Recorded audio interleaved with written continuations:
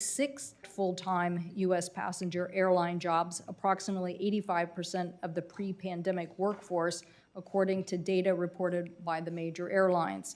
In addition, the workforce aid indirectly supported over 340,000 jobs, including 74,000, higher than 74,000 in the supply chain. This is one of the great things about this program, is that it went through the entire ecosystem of aviation. Today, the U.S. domestic capacity is 87% of the pre-pandemic levels, which is above our peer markets in Europe and Asia. I think these two charts probably show it best in the gap, the United States being the blue line, and in this case, Europe, thank you, being in the red. The fact that the United States acted quickly and continually built on that showed the difference in what we were able to restore for aviation travel. To look specifically over that same time period, in the various months, again, where we are today, you can see it's more people have started to catch up where the United States is, but during this time period, the United States was able to move faster. That meant a lot to our economy. It meant a lot to those families and to the workers. And the fact that as of September 2021, airlines were only 8% under their pre-pandemic levels.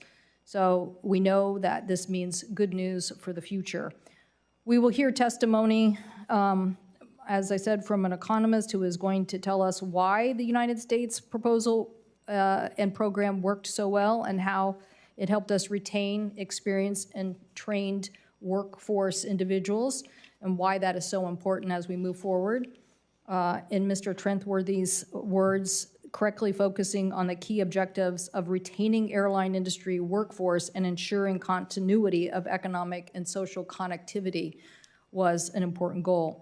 Indeed, the payroll support program provided relief to other parts of the aviation system, including contractors, repair stations, service providers, and I want to thank my colleagues, specifically Senator Duckworth and Senator Peters, who focused on that. Airlines were also required to service 662 U.S. destinations, including some small communities that might otherwise have lost service in the pandemic, and as a result, U.S. Airlines continue to operate 5,936 weekly frequencies to these destinations, amounting to over 300,000 frequencies per year. This service guarantee ensured that the national system of air transportation network remained open for business. It was critical for supplies, including vaccines and the healthcare system that everyone was counting on. But let's be clear, this success was not a foregone conclusion. This required Congress to act immediately, and I want to thank my colleague, Senator Wicker, and the team of people on this committee on both sides of the aisle who worked day and night for weeks and worked with the various counterparts in the House and in the private sector and the White House to try to come up with this proposal. With the market demand collapsing at record speed, bottoming out at nearly 5% of pre-pandemic levels within weeks, the payroll support program provided a degree of confidence and certainty in the marketplace. We know the PSP program worked because U.S. Airlines kept frontline workers employed and were able to capture the air rebound that I just showed in those charts.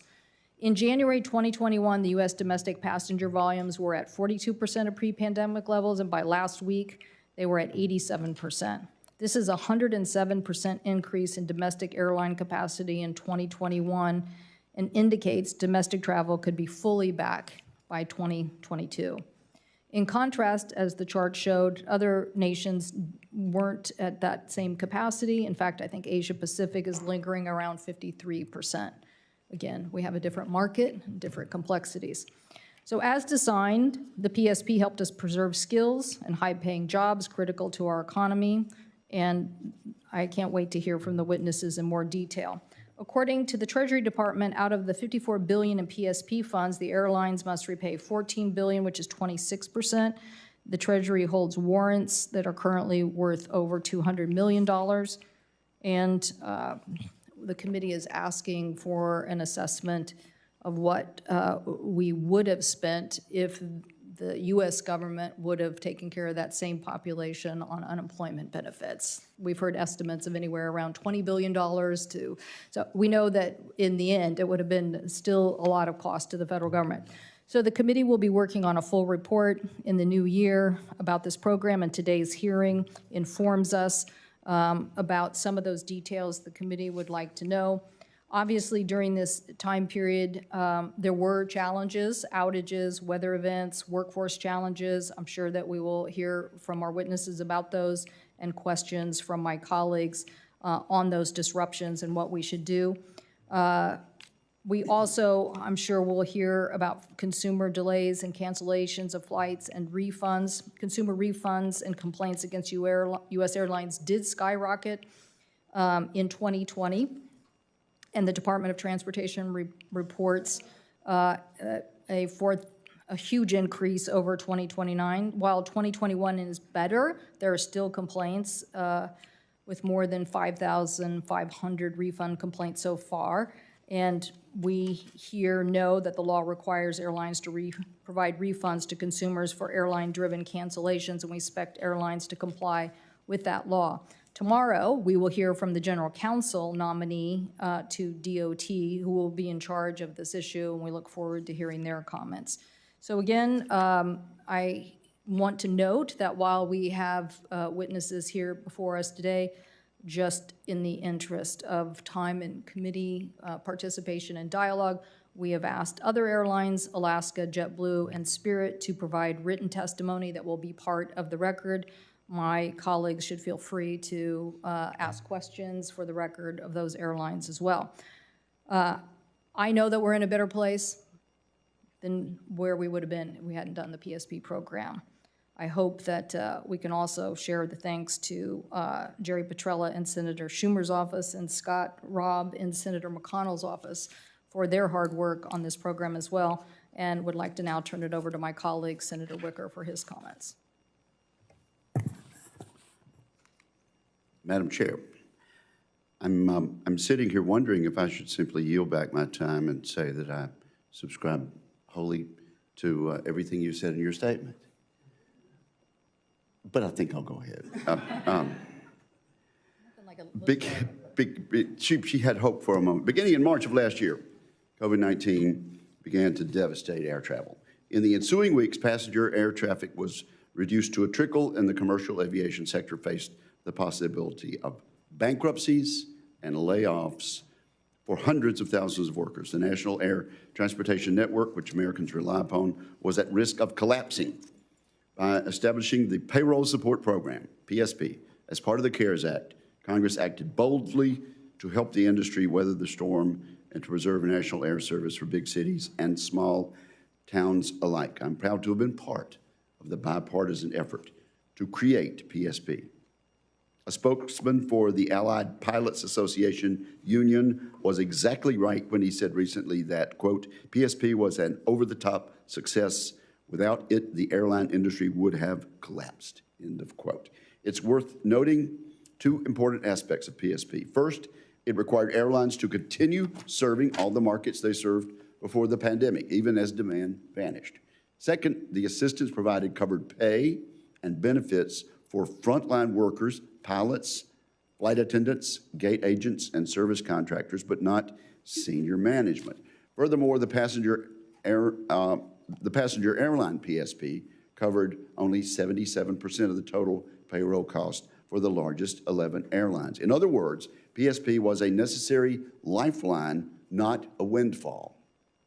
And that lifeline worked. In fact, one recent analysis found that nearly 400,000 direct passenger airline jobs were saved. This figure does not include the jobs saved by PSP funds that were directed to cargo airlines and aviation service contractors. Unfortunately, the pandemic and its catastrophic impact on passenger demand lasted far longer than any of us had hoped or anticipated. In the fall of 2020, Senator Collins and I introduced legislation to extend PSP past its original expiration date of September 30, 2020. Even though the bill had 24 bipartisan co-sponsors, I regret that somehow Congress was unable to act in time to prevent a lapse of the PSP program.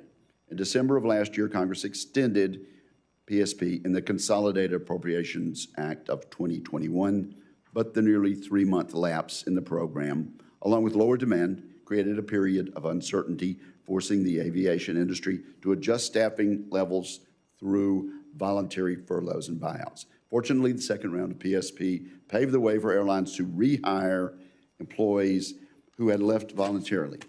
If that gap in PSP and the uncertainty it caused could have been avoided, the airlines would have been better positioned to handle the resurgence in air travel demand and operational challenges. As the COVID-19 vaccine rollout began, the demand for passenger air travel returned faster than anticipated. Over the summer of 2021, we saw many instances in which some airlines were overly ambitious and passengers paid the price. No one likes flight delays or cancellations. Having thousands of customers stranded and unable to get to their destinations is frustrating and unacceptable, but those disruptions should not lead us to question whether PSP was the right decision. PSP kept the airlines from collapsing entirely. PSP is the reason flight cancellations were limited to mere days and not months and years. And PSP is the reason ticket prices did not skyrocket. I call that a success, and I join the chair of this committee in saying that boldly. Now, there have been delays and cancellations. It appears that airlines have heard the traveling public's frustration with that. But this Thanksgiving's travel weekend went off with minimal disruption. More than 20 million passengers flew safely and got to their destinations. PSP was meant to save the air transportation system, not to be a guarantee of smooth flying for everyone everywhere. I look forward to hearing from our witnesses about how they are taking steps to prevent any further mass delays and cancellations while maintaining flexibility during the ongoing pandemic. And once again, I join the chair of this committee in saying that PSP was a resounding bipartisan success, and I'm glad to have been a part of it. I yield back to you, Senator Campbell. Thank you, Senator Wicker, and again, thank you for your leadership on the issue. And again, I don't think anybody has really a concept of how fast the United States worked, but it was very fast and really a almost two and a half week sprint of just every day till we figured this out. So we will now turn to our witnesses. We're going to start with you, Mr. Trethewey, for a more global view, so it's very appropriate that you have a big map of the world behind you, and welcome to the committee. Well, thank you very much for the opportunity to share my thoughts about the PSP. I'm Dr. Mike Trethewey, PhD, University of Wisconsin in economics. I'm chief economist of InterVistas Consulting. We're a global transportation and tourism consulting practice, and I work out of both our Washington, D.C. and Vancouver offices, and have a home in Wisconsin. I understand that industry representatives have been invited to provide evidence on specific impacts on the industry's workforce and recent operational issues. But I'm not going to address those issues. What I'd like to do is focus on international comparisons of what other nations did and how the U.S. compares to that. I have worked internationally for over 40 years and find that international comparisons can be very insightful. In brief, it's my opinion, based on my 40 years of experience, that the PSP and the overall policy response of Congress to the unprecedented, severe, and sudden impact of the COVID-19 crisis was exemplary, and I would suggest it was best in class in the world. While any major policy dealing with a complex industry might not be perfect, the U.S. response met standards in 8 key policy categories.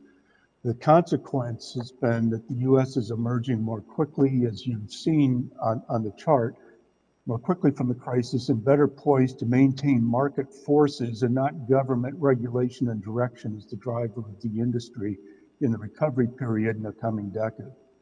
So I'm going to briefly comment on each of the policy categories I identified. First, the response was immediate. A comment just a moment ago from the Senator was that people don't have any concept of how fast the U.S. responded. I do. there are many nations right now that still haven't figured out their policy in the COVID market. So the response the US provided, it was immediately. It did not take months and months. Second, that response provided certainty and therefore was confidence building for both the industry and the traveling public. Third, it's my view that the response was fair in the sense that, unlike many other nations, such as Germany, Congress did not choose a single champion airline to support through the pandemic and provide it and only it, or largely it, with generous support. Congress stood ready to provide support to any and all qualifying airlines, airports, and other aviation supply chain businesses. Fourth, this policy was